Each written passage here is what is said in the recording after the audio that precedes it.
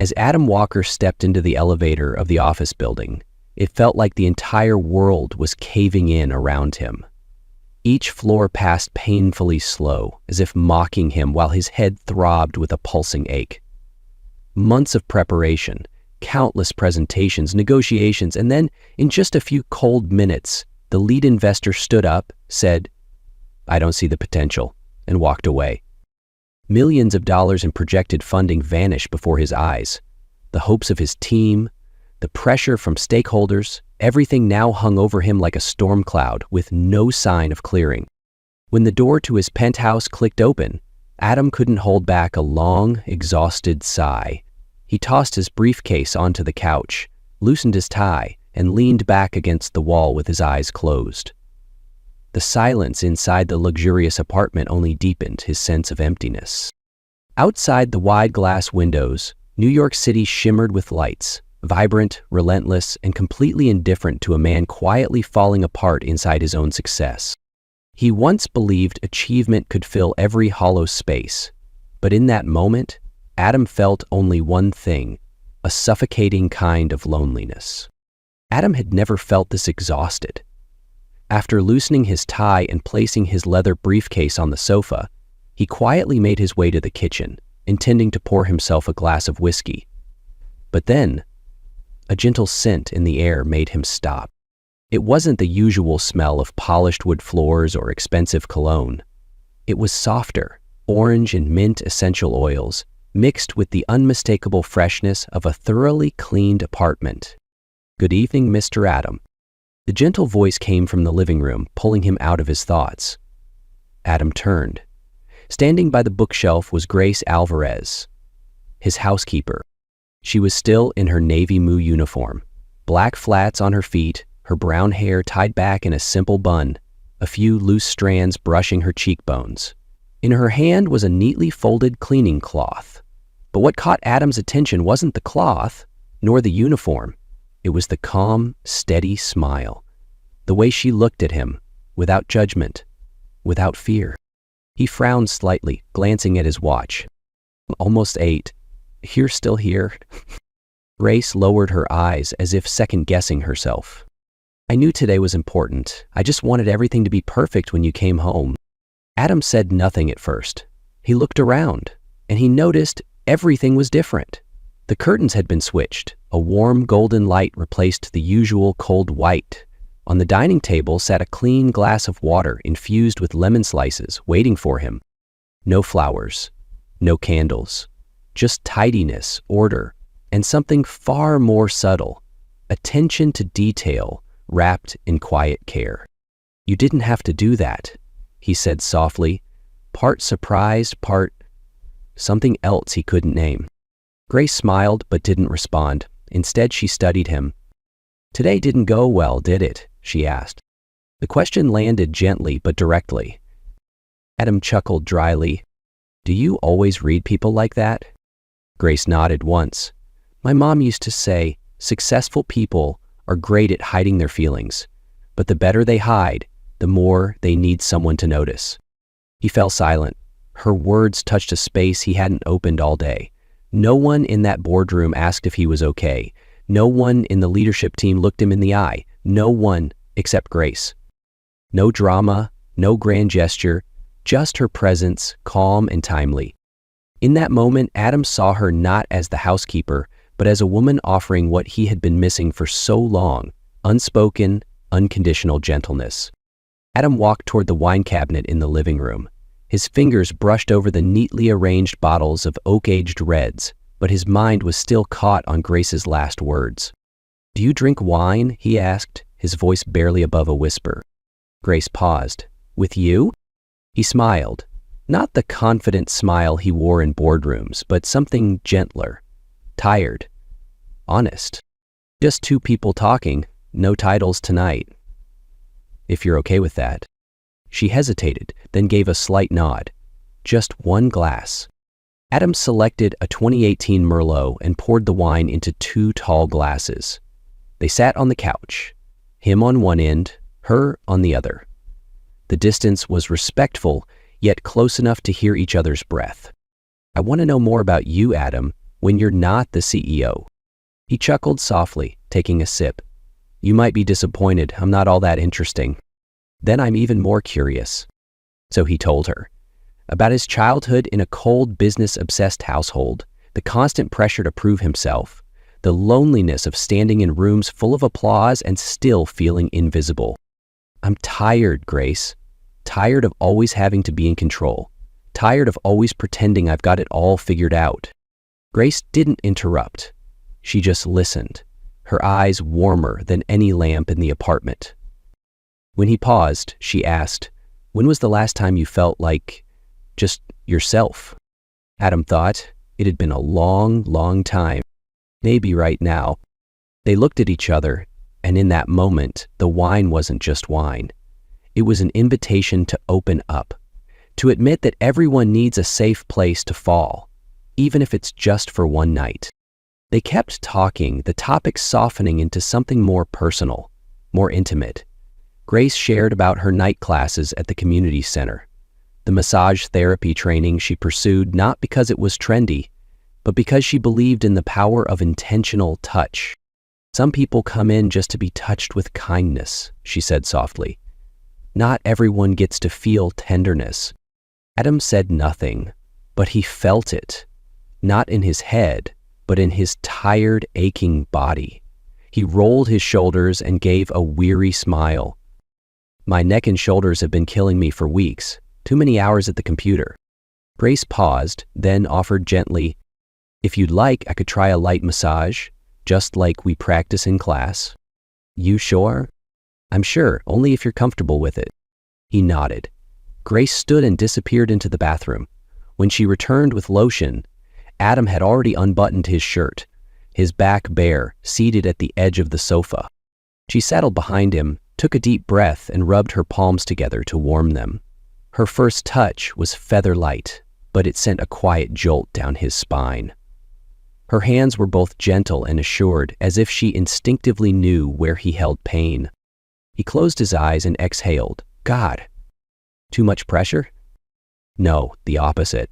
You have hands that, just like your mom said, know how to heal. She smiled, but didn't speak. She moved to his lower back, then up to his neck, working into the stiff muscles with slow, intentional strokes. The room thickened. Not with silence, but with something unspoken growing between two lonely people. As she reached the base of his neck, Adam tilted his head toward her. Their faces were only inches apart. She looked up, eyes wide, about to speak, but didn't. He whispered grace. She nodded slightly, no words, no retreat. The first kiss was soft as a breeze, a silent question. The second, deeper, was the answer. Tension melted. Only emotion remained. Skin, breath, need, and something deeply human. The longing to be close, to be seen, to be loved. That night, Adam wasn't a successful CEO. Grace wasn't a struggling housekeeper. They were simply two people who had found the most fragile part of each other and stayed. The next morning, Grace woke as the first light of morning slipped quietly through the curtains, landing on the soft white sheets like a feather. The world was unusually still, filled only with the steady rhythm of Adam's breathing beside her, a peaceful sound she never thought she'd grow familiar with. His arm was still draped around her waist, his chest gently pressed against her back, a thoughtless, tender gesture, but one that made her heart race faster than usual. She didn't dare move. She lay still, trying to steady her breathing, though her mind spun like a tangled thread unraveling. She had just slept with her boss. The thought repeated like a quiet chant in her head, warming her cheeks with embarrassment. She slowly pulled the blanket higher to cover her bare shoulders, avoiding the temptation to glance around this lavish bedroom. One she usually entered with a vacuum or a duster. Never like this. Grace turned her head gently to look at Adam. His sleeping face had none of the sharp, intimidating angles of the CO she'd known. He looked peaceful, human, soft, even. She wanted to slip her hand from under his, to get up, find the line they'd crossed and put it back where it belonged. But before she could move, Adam stirred and pulled her in a little closer. Don't go, he murmured, voice rough with sleep. Grace froze. You're awake? Adam opened his eyes, looking at her. A soft smile appeared at the corner of his lips, but his eyes were serious. Do you regret it? Grace lowered her gaze, clutching the blanket tighter. I don't know. I feel scared. I'm not used to this. To this kind of closeness. What kind of closeness? The kind that makes you feel like you've stepped into a world you don't belong in. Adam propped himself up, facing her. You're not stepping into anything. You're here. With me. And that's real. Grace shook her head slightly. You're my boss. I clean this apartment every week. I fold your laundry. I don't know if what happened last night was about me or just because you were lonely. Grace, he whispered, but she had already turned her face away. Embarrassment, confusion, and a quiet fear wrapped around her like a second blanket. Because part of her, no matter how much she wanted to deny it, remembered one thing too clearly: how safe she had felt in his arms. Grace left the apartment without another word. Her steps were fast, almost frantic. Like each second she stayed, the line between right and wrong blurred even more. She didn't look back. Adam stood frozen in the living room, staring at the door she had just closed.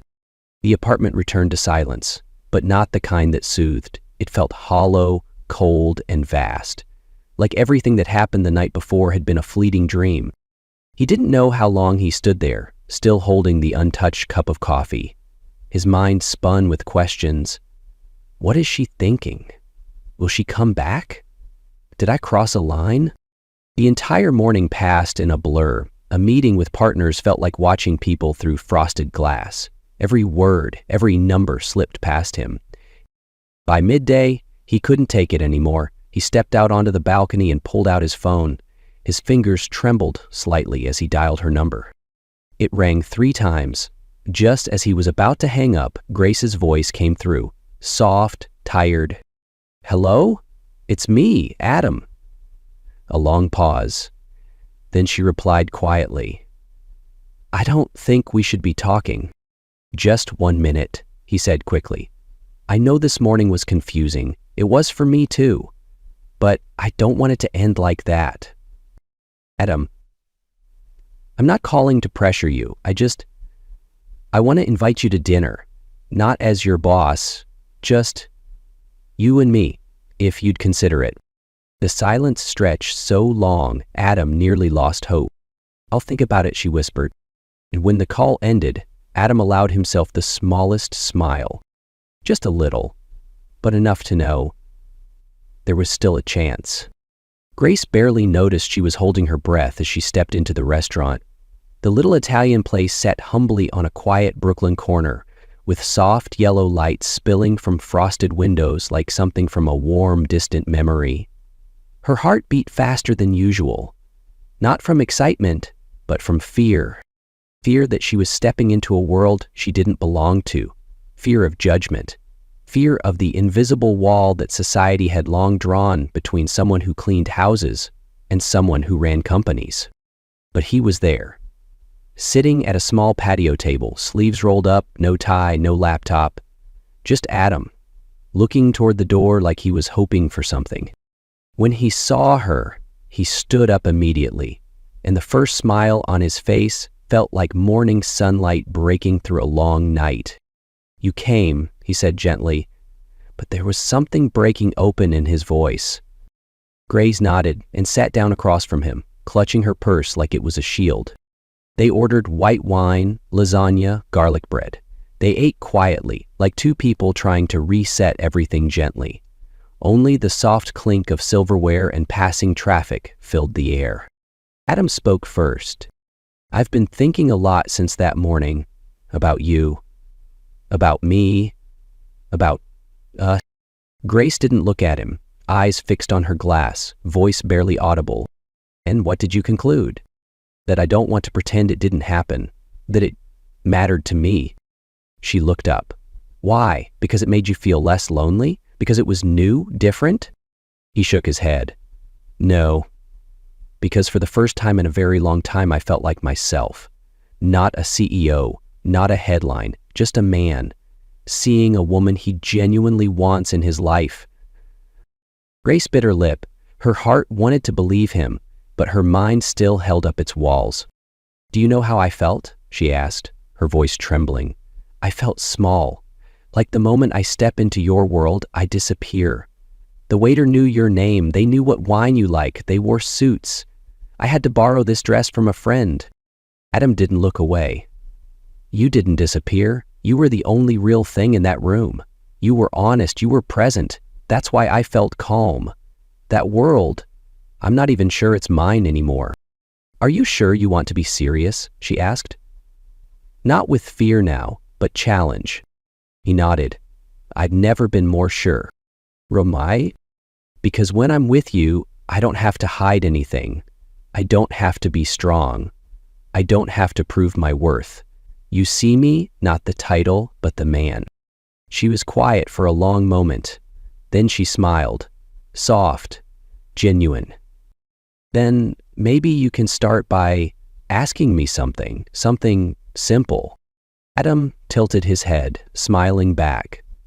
"Okay, what food do you hate the most?" She laughed, a real laugh finally. "Canned fish. The smell makes me cry." He laughed with her. The space between them eased, lighter, truer. And under that soft yellow glow, they were no longer a CEO and a housekeeper. Just two people learning how to speak honestly with their hearts. That evening, after dinner, they didn't part ways right away. Adam offered to walk Grace home, but she gently declined. Not because she didn't want to end, but because she wasn't ready to end the night with a lingering hug or eyes that said too much. "I want to hold on to this feeling just a bit longer," she said. "The feeling of walking away as myself, without being pulled back." Adam understood. He didn't push. He just stood there, watching her go until her silhouette disappeared around the corner. They began seeing each other more often, not at his cold penthouse, but in places she felt closer to, like a tiny coffee shop with morning pastries, or a quiet park bench where they shared hot tea in the chilly wind. Adam stepped into Grace's world with genuine curiosity.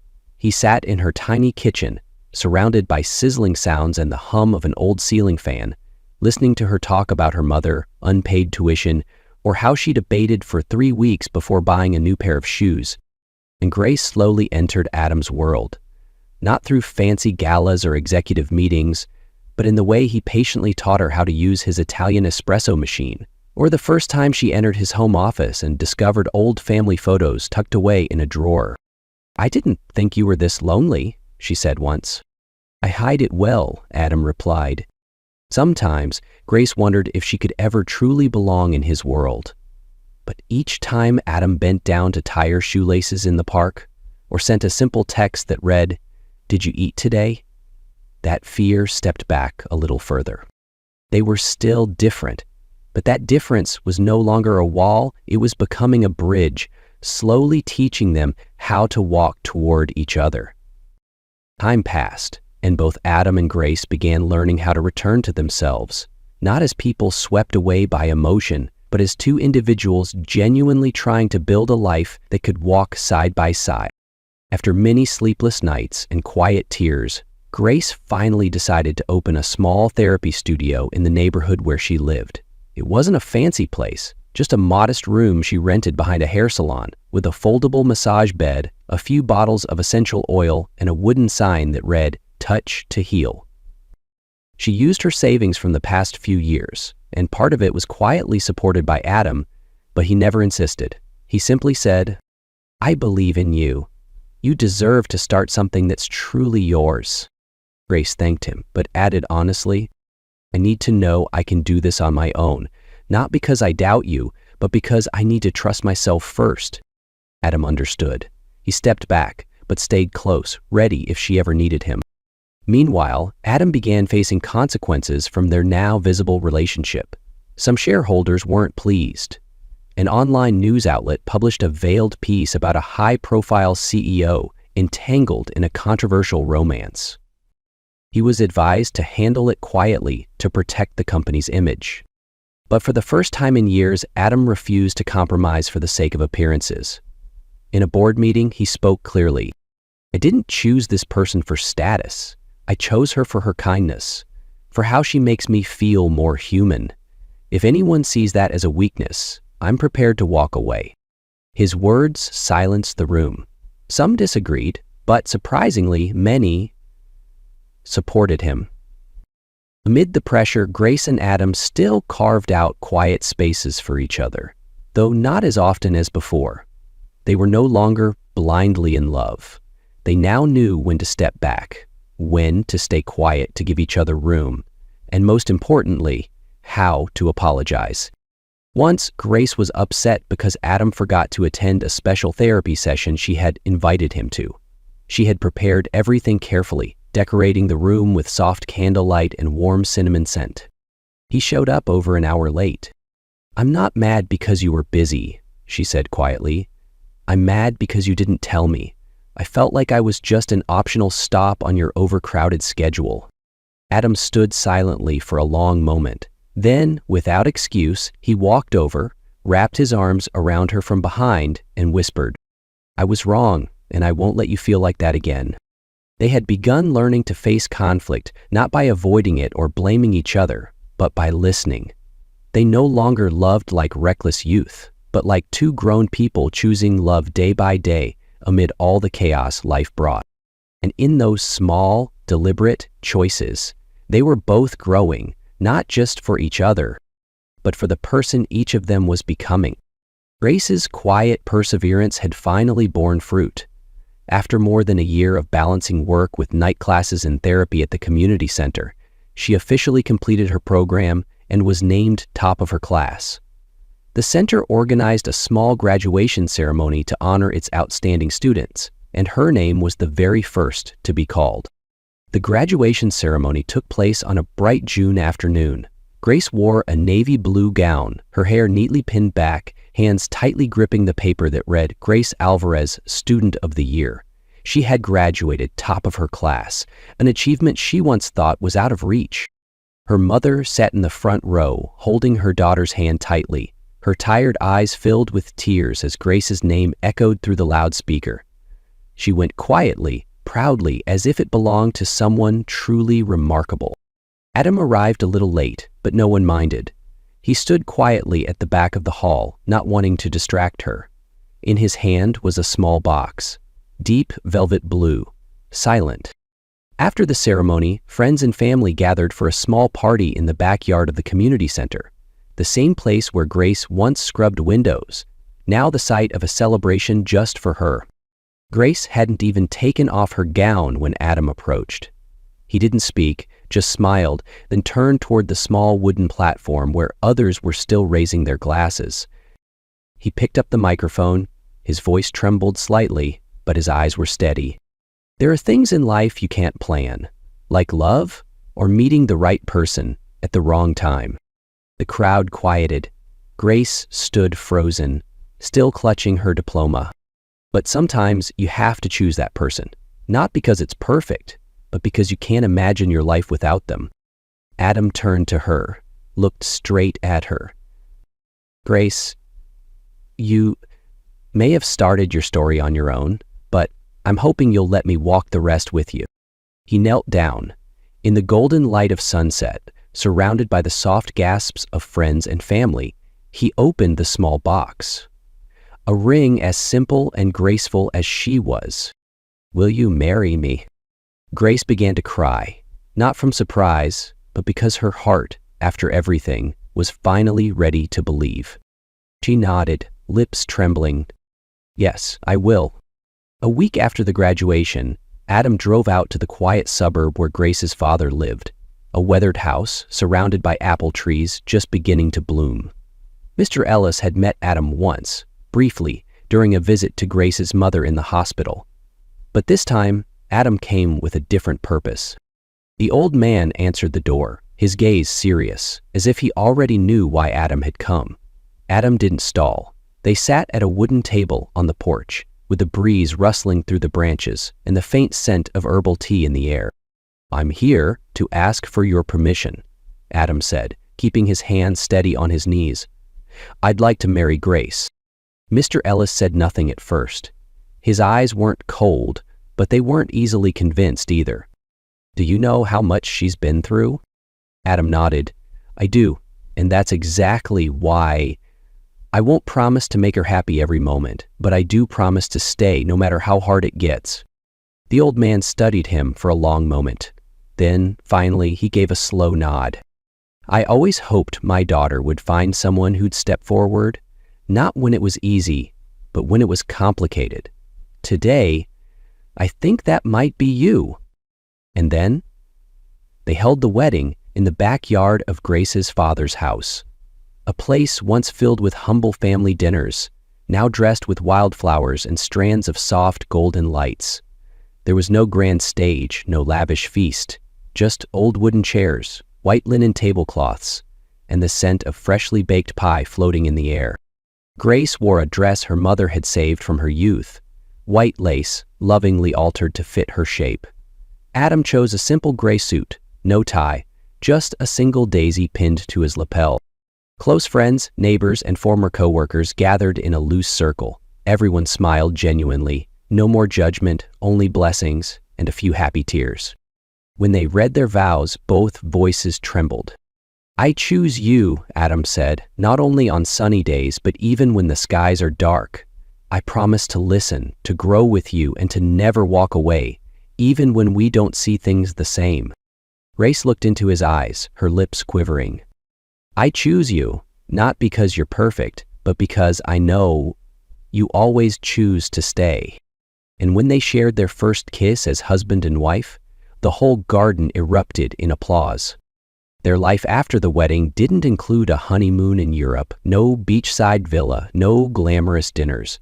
But what they did have was a quiet fullness in the smallest things.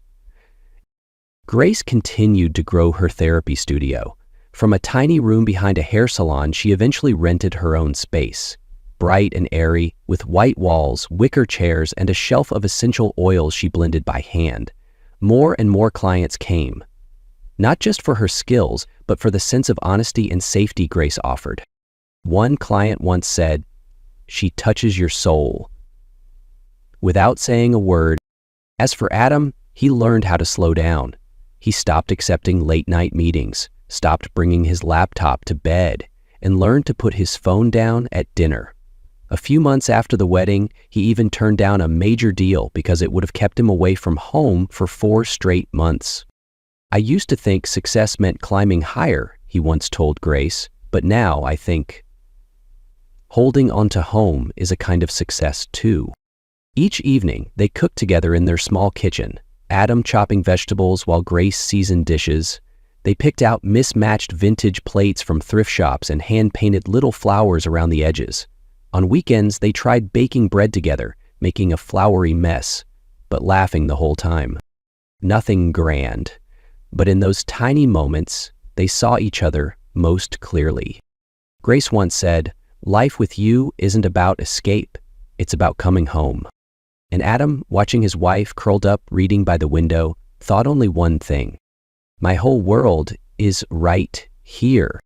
No one can ever predict where a relationship will go. When Grace and Adam first met, they had nothing in common. No shared background, no similar starting point, not even the same view of the world. But they had one thing that mattered most. They were both willing to learn how to love.